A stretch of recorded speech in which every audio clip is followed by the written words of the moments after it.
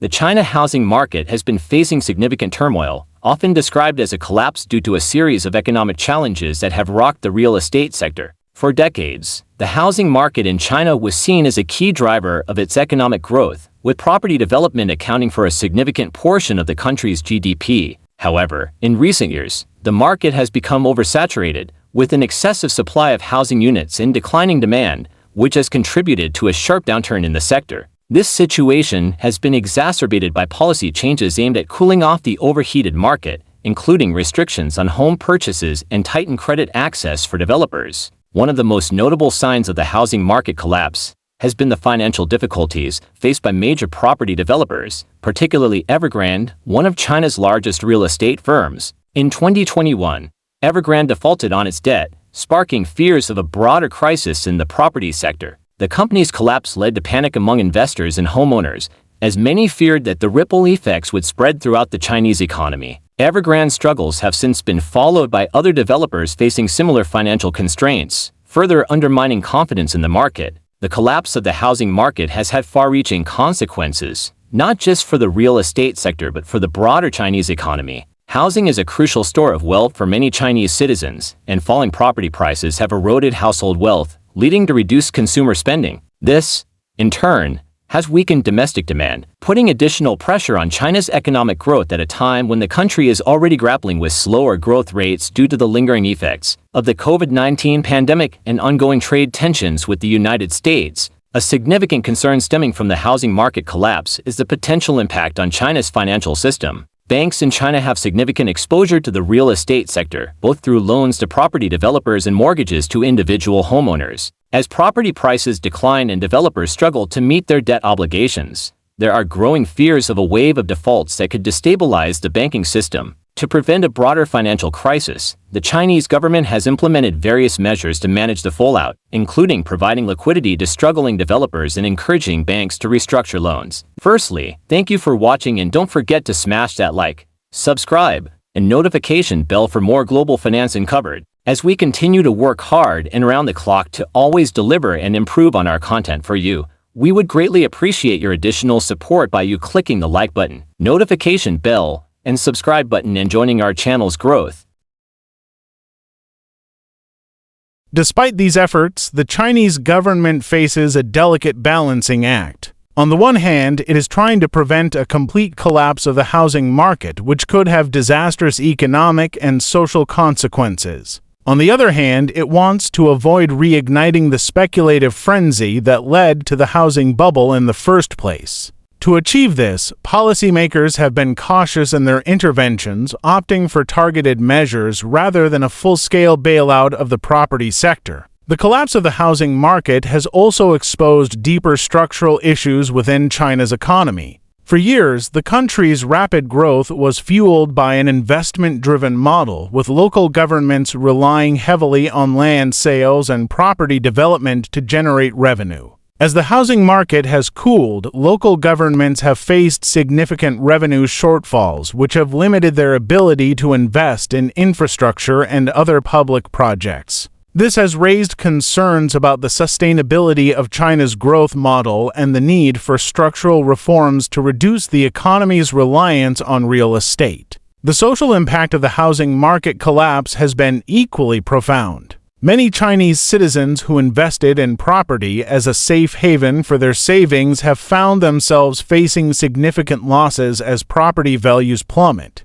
In some cases, homeowners have been unable to sell their homes due to a lack of buyers, leaving them with large mortgages and negative equity. This has led to growing public dissatisfaction and protests in some areas as people demand government action to address the crisis. Foreign investors have also been affected by the collapse of the Chinese housing market. Many international firms have exposure to China's real estate sector through direct investments or holdings in companies like Evergrande. The collapse has led to significant losses for these investors and has raised questions about the stability of the Chinese economy. Some analysts have warned that the housing market crisis could deter future foreign investment in China, particularly in sectors that are closely linked to real estate. The Chinese government has responded to the crisis with a mix of short-term and long-term measures. In the short term, it has sought to stabilize the market by providing support to struggling developers and easing some of the restrictions on home purchases.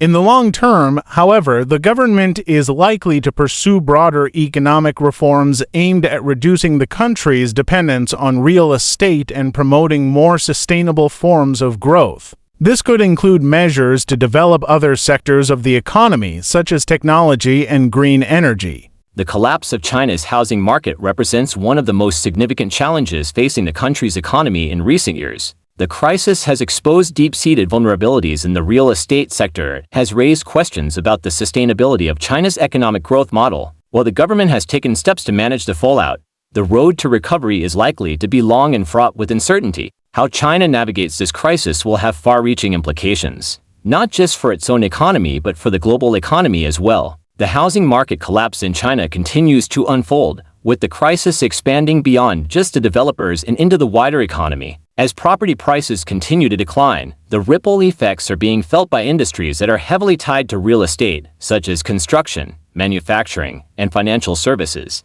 The slowdown in property development has led to reduced demand for raw materials like steel and cement, affecting industrial production and employment in these sectors. With fewer homes being built and existing ones losing value, consumer sentiment has also taken a hit, further dragging down economic activity across multiple industries. In addition to domestic consequences, the collapse has international ramifications, particularly for countries that have long relied on China's real estate boom to drive demand for their exports. Australia, for example, has been a key supplier of iron ore and coal to China, much of which was used in property development. As construction projects slow, China's demand for these commodities has fallen, leading to lower prices and reduced export revenues for countries like Australia, Brazil, and South Africa. This has had a knock-on effect on global markets, as investors adjust their expectations for growth in commodity-producing nations. As the crisis deepens, China's central government has become increasingly concerned about social stability. Real estate has long been a cornerstone of middle-class wealth in China, and millions of families have invested heavily in property, often purchasing multiple homes as speculative investments. With property values plummeting, many of these investors have seen their savings evaporate, leading to widespread discontent. In some cases, protests have broken out in cities where developers have failed to complete housing projects, leaving buyers with unfinished homes and mounting mortgage payments. The government has been keen to avoid any large-scale social unrest and has taken steps to address some of the more acute issues, such as by pressuring developers to complete stalled projects. The demographic shifts in China have also contributed to the housing market collapse. With an aging population and a declining birth rate, there is less demand for new housing, particularly in smaller cities and rural areas. This has led to a glut of unsold homes, which has further driven down prices. The shrinking pool of potential home buyers is also exacerbated by high levels of household debt, as many families are already heavily leveraged from previous property purchases. As a result, even if the government were to introduce measures to stimulate demand, it is unclear how effective they would be in reversing the current downward trend. Financial instability is another major concern, as banks and shadow lenders are exposed to massive levels of bad debt from the real estate sector. In recent years, Chinese banks have issued trillions of yuan in loans to developers and home buyers, many of which are now at risk of default. The government has tried to mitigate the fallout by encouraging banks to extend the maturity of these loans and by providing liquidity to struggling financial institutions. However, these measures are unlikely to solve the underlying issue of unsustainable debt levels, and some analysts fear that the crisis could lead to a broader financial meltdown if not properly managed. The Chinese government's response has been somewhat cautious, reflecting the complexity of the situation. On the one hand, they want to avoid a full-blown collapse of the housing market, which could trigger a financial crisis and lead to widespread social unrest. On the other hand, they are wary of reigniting speculative bubbles and creating moral hazards by bailing out developers and homeowners. As a result, the government has opted for a piecemeal approach, offering targeted support to certain sectors while allowing weaker developers to fail. This approach has bought time, but it has not yet led to a clear resolution of the crisis. In the meantime, Chinese policymakers are exploring broader reforms to reduce the economy's reliance on real estate. This includes encouraging more investment in emerging sectors like technology, green energy, and advanced manufacturing. Additionally, the government is working to improve social safety nets such as pensions and health care to reduce the need for families to invest in property as a form of long-term financial security. These structural reforms are likely to take years to bear fruit, but they are seen as essential for shifting China's economy away from its dependence on real estate. The global impact of China's housing market collapse is still evolving, but it is clear that the world's second-largest economy will face significant headwinds in the coming years. A prolonged downturn in the property sector could drag on China's growth prospects and weigh on global economic performance, especially in countries that are deeply tied to Chinese demand. Moreover, the housing crisis could lead to increased volatility in global financial markets, as investors reassess their exposure to China and other emerging markets. How the Chinese government navigates this complex and multifaceted crisis will be critical for the future of both its domestic economy and the broader global economy. Thank you for watching, and don't forget to smash that subscribe, like, and notification bell for more global finance uncovered.